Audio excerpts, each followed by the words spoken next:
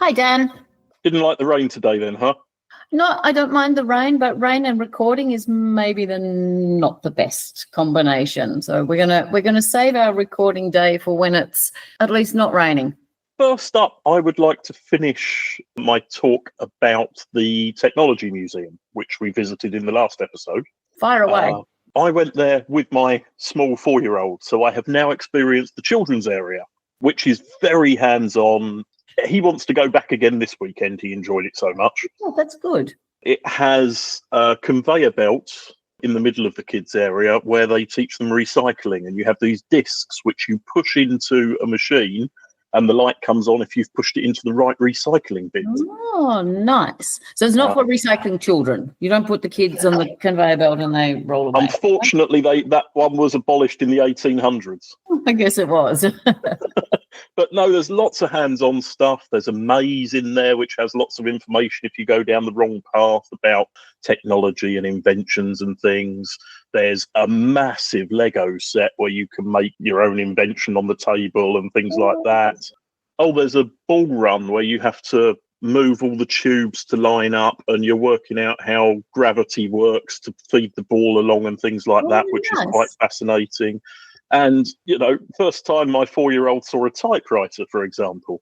He's seen a keyboard, presumably. Oh, he's seen computers and keyboards, yes. But typewriters, even my older children are still a bit, what's that?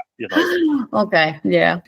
I would like to now recommend the Technology Museum for taking the kids to as well. Thomas was a little bored in the downstairs area, which is, the proper exhibitions. If you let the kids run around and do their thing, there's certainly a good 2 to 3 hours you can kill in the kids area, while they're also subliminally learning as well, which is always good. That is good, yes. You've been out and about as well. I have. We were on Vallisaari yesterday, which is where the main part of 2025 Biennale is happening. And because this episode goes out on Wednesday, this coming Wednesday, the 17th of September, that means you have 4 more days to get to the exhibition. And a couple of the guides were saying that during summer, there were really long queues to get into the indoor spaces. We were there yesterday, Sunday. It had been raining in the morning. It was fine in the afternoon. There were no queues. There were maybe 50 people on the whole island. So you could get in and out of the spaces quite easily. They did say if the weather is good that, again, last week there will be queues. So get there early. Well, I would imagine this weekend there will be queues again as well because people panic and go at the last minute for things. Exactly. All right. So can I share my favourites? Please do. My absolute favourite was number 32. Every year they have something on the King's Island that's connected to Vallisaari, so this other island, and those pieces are then moved into the city somewhere. So the first year they had this fantastic mirror that was reflecting the island and the sea. That's now in Kalasatama. And this year they have a kaleidoscope. And when you look into the kaleidoscope, you see all the mirrored panels, but if you get your camera out and take a picture, then you get the most amazing effects. So my new profile picture is going to be a picture of me taken through the kaleidoscope. So keep an eye out for that. But the kaleidoscope, you can actually move. So it's not fixed in one spot, so you can move it around. And even though there were not so many people on the island yesterday, of course, we played with the kaleidoscope just a little bit too long and there was a queue of people that wanted to check it out.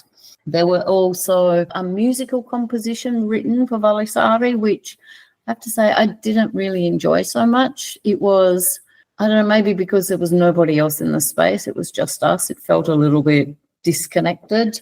There was, of course, the pieces that we saw in Ham way back in the beginning of summer. Some of the artists also have pieces on the island, so it's good to see the connections. Remember the lovely, what's it called? The tank with the glass droplets above it. With the glass, yes. So there were also the same artists had pieces on Vallisaari that you could see, a lovely squid type and then some creatures on the sand. So beach toys that were fairly deflated, but then had been cast in bronze.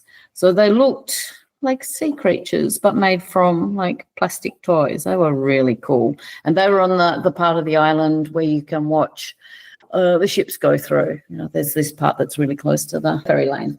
There were some nice hands-on pieces. Tanya Kandiani, I hope I'm saying that correctly, had a piece with seeds and nuts that you could pull on the nuts, and then they was strung between two trees and they would make music, and then you could listen. The idea was to listen to the music that was coming.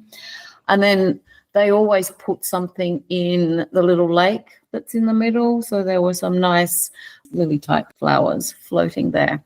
I love the Biennale because you can get to walk around this quite wild island, and the buildings there are falling apart, so it's interesting to look at the decomposing buildings and enjoy art in and around the nature.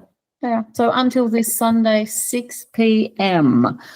What are the other couple of things you want to bring up, Emma? Hotel and Restaurant Museum have a new exhibition opening this Thursday. Trams, the new tram line that will be coming to Krooneveld and Ranta eventually, they've started testing and the trams are moving. It's quite funny because the trams are driving quite slowly and they've got flashing lights and there's people coming in front of them and behind them. But yes, so the trams are on the move finally. We only have to wait another 18 months and then we can really catch the trams. But yeah, they're on the move. On the 21st and 22nd, you will not be able to buy single tickets from anywhere because they are changing over the online system. Yeah. So you can only pay by tapping your card, and it will be a third of the usual price for that weekend. That's quite nice. Anybody that's thinking about going to a museum with their museum card or not this weekend should certainly be jumping and using the public transport because it is cheap for one weekend only while the system's being changed over. Yes. I have just one more thing that I want to throw in the mix. Mushrooms, mushrooms, mushrooms, mushrooms. So right now, the mushroom crop is really, really good, and there's lots of different mushrooms out there that you can buy and make all sorts of wonderful things. So in the last weekend, I have had mushroom pasta and mushroom pie. And I'm sure there's other mushroom risotto is something that, and mushroom sauce and mushroom soup is on the list of things to buy. We must be much more northerly than you in Helsinki because my wife went out at the weekend and came back saying the mushrooms weren't ready yet. But she came back with tubs and tubs and tubs full of blueberries. Okay, there's plenty of berries still out there, definitely. Yes. You just have to find the right places. Yes. Yeah. Or people have already got there before you. We were in Uutila on Saturday afternoon and there were plenty of people out there collecting. Well, that gives everybody an update of where we're at, and there will be an episode next week, which is us in Vallisaari, Husö. Yes, well done for showing off your Swedish. For anyone who thinks that sounds a bit boring, there was more than we expected. So it is an interesting episode, even though it will be a little bit short. Yeah, no, it was quite an interesting place. Okay, well, that's it for this bonus episode. Thanks, Heather. Thanks, Dan. See you.